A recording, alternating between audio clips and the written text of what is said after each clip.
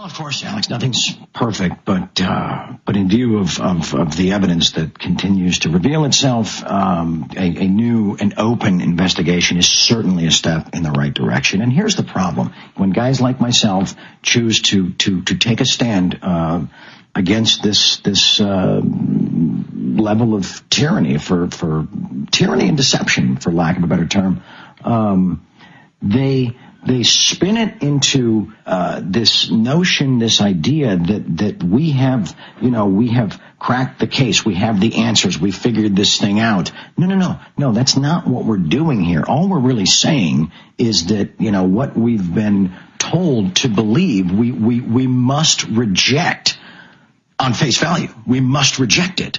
And therefore, that is the foundation of the questions that so many of us have, that so many of us share, because it's not about having the answers. We know their stories are fraud, Alex. We are looking for the truth. Let's just talk about this for 1 second, Alex, and this has really bothered me from day one. How is it that two completely random events result in an identical occurrence? You're talking about the collapse of the North and South Tower. I ask you again, Alex, how is it that two completely random events result in an identical occurrence? Two different types of jetliners, different fuel, different places, but the buildings collapse the same way. But what about Building 7? It's not hit by a plane. And then now they've got all that thermite and thermate reports and peer-reviewed journals and then all these videos of police and firemen saying the government told them to get back. Building 7 was to come down. I think we should treat Building 7 exactly as the 9/11 Commission report did and completely ignore it. Because guess what? When you completely ignore something, it magically disappears. Isn't that what we've been taught to believe? Oh, yeah, that makes a lot of sense. Hey, I talked to the public, and a lot of them don't even know there was a 47-story building way off from the main towers that wasn't hit by a plane, had a few windows knocked out, and had the CIA based in it, and then it collapses in on itself. And then there's all these CNN videos of police and firemen saying, get back, they're going to bring the building down.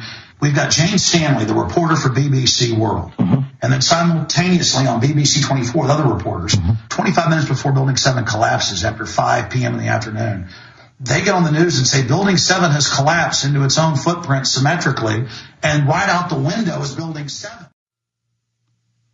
All right, let's finish up in 3 parts the Virgin Never Before Heard Sheen interview. Back to it, man.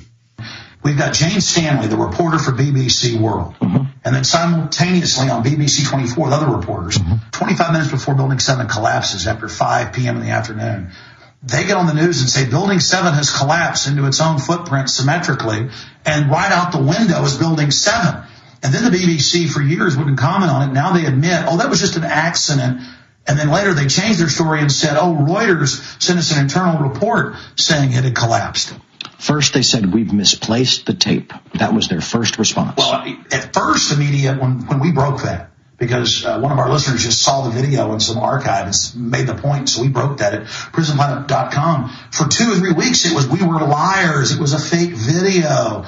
She had a blue screen behind her. The timestamp on the TV was wrong. And then BBC said they lost the tape, they couldn't comment, and you're right. Later they came out and said, okay, it was an accident. And we said, well, who fed you that? Somebody did false scripting.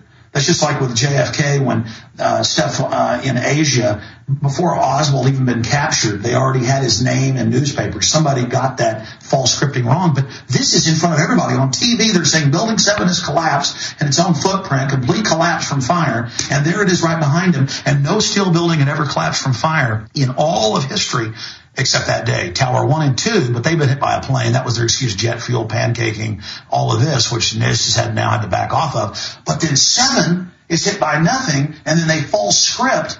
But I guess we're not supposed to ask those questions. It's un-American. Just like, I guess, MSNBC and Cy Hirsch, New Yorker, weren't supposed to report on Dick Cheney wanting to attack our ships and blame it on Iran. Maybe, according to them, it's unpatriotic. Well, I guess we've arrived at a place where it's unpatriotic to be a person of logic. Charlie, I noticed that you are critical of Barack Obama on his civil rights record. I mean, he said he was going to get rid of warrantless wiretapping against the American people. He's keeping it. He said he was going to vote against the Patriot Act. He voted to reauthorize it. He said he was going to end secret arrest, the rendition program. He's keeping it. Let me just say this, Alex. He got my vote based on what I heard, but not on what I've observed since. So like Elvis says, a little less talk, a little more action? Amen, Elvis. Now, you've also got the point that he attacked indefinite detention that Bush had, and then now he's just saying it's, what's the term you use in your letter? Permanent detention. Yes, this permanent detention. He's saying in speeches, even if somebody's found not guilty by the tribunal, we may just have to keep them for the rest of their lives. I mean, that sounds like Bush on steroids. Are you confident that if we put enough pressure on him, we can get a new investigation? I'm not confident about anything, Alex, but... so you're just trying, then. You're just doing your best. Absolutely. Duty is ours, consequence belongs to God. There you go. The greatest journey begins with the first step. Charlie, let's go over just a few of these points in your letter. I mean, folks can obviously go to Infowars.com or PrisonPlanet.com, and it's all over the web now. They can read it for themselves and check out all the footnotes and links to the official record. That shows that we've got the facts and they're lying.